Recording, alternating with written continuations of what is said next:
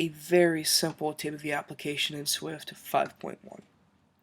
Now to get started, let's create your new Xcode project. Of course, it's going to be a single view. Of course, we use a Swift, and you could name it whatever you want. I'm not creative. Okay.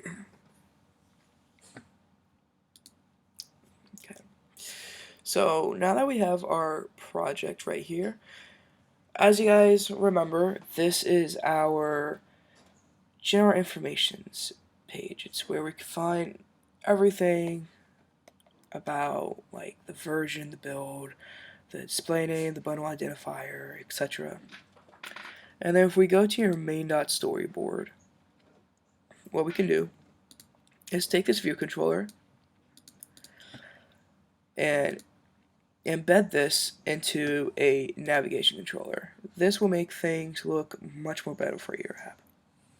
Okay, so we are going to take, this tutorial won't cover how to create one from a table view. This is going to show you guys how to create one from scratch. So let's find a table view.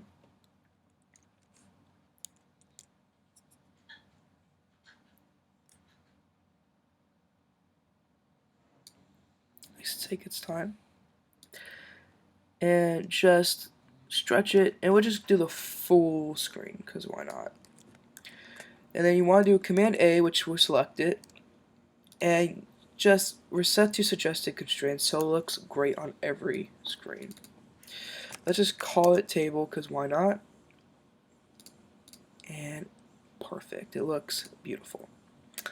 Now so we need to give it a prototype cell of 1, and this will allow us to give it a reuse identifier, which is extremely important. I'll show you guys why in a second.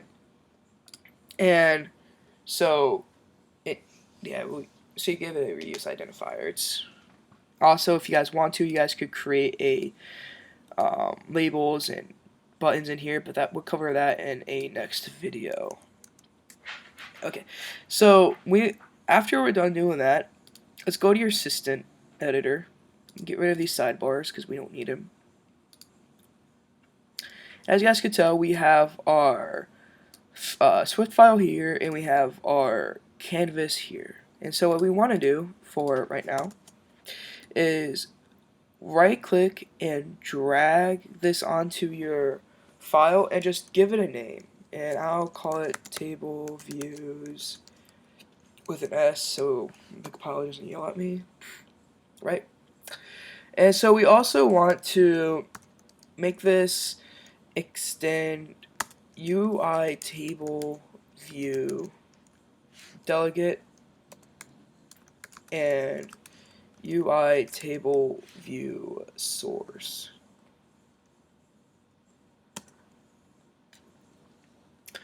And Xcode will yell at us, telling us that we need our stubs. And so we'll add our protocol stubs, and I'll explain these in a second.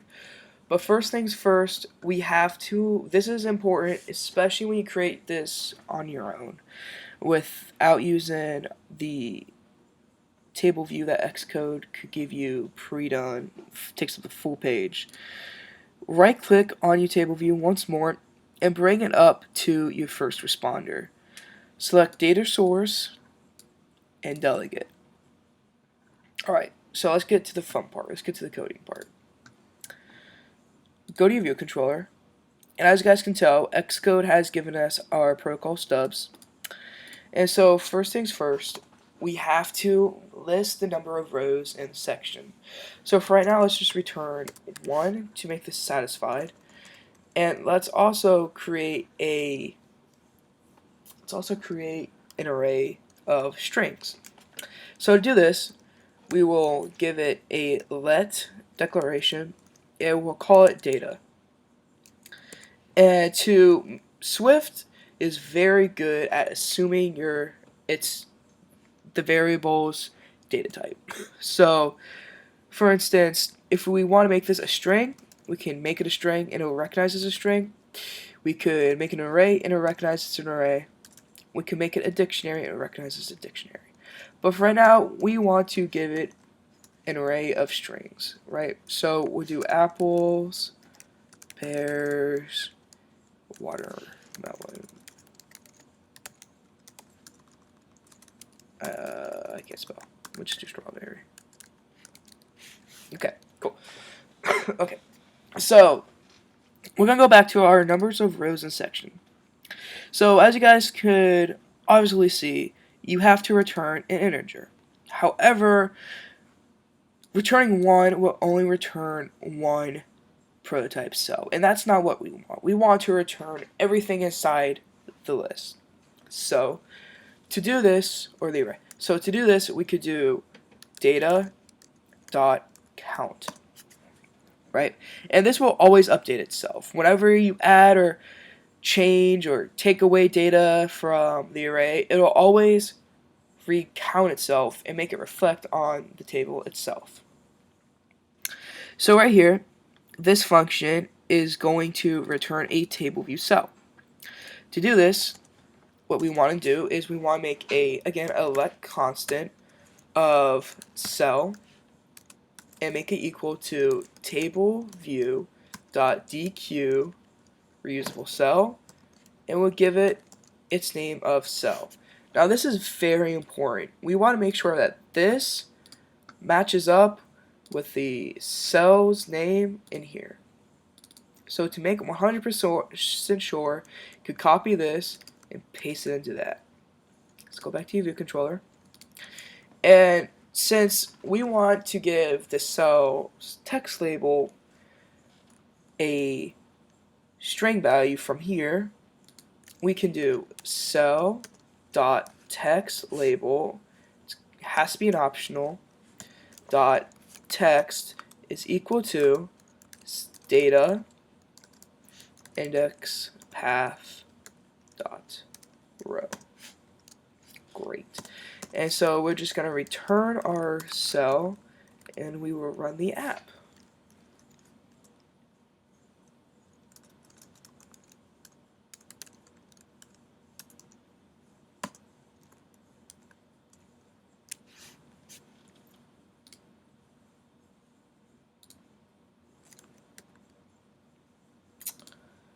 Sorry, that shouldn't be there. There we go.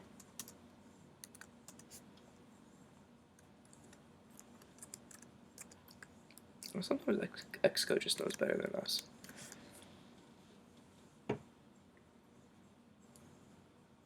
Oh, you know what I forgot? I'm sorry, folks. I've got to put a comma here for index path. There we go. That's better.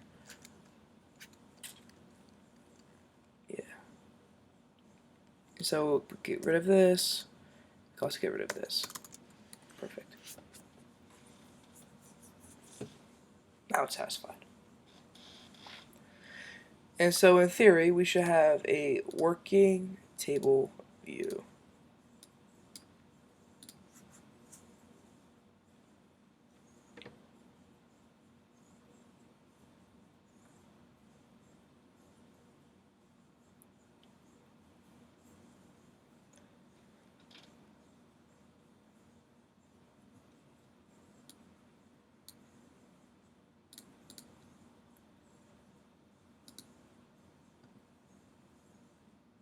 And here we go, folks. So you guys can tell, we have our apples, pears, and strawberries. As you guys can tell, we can also, inside the code, we could add text matbook.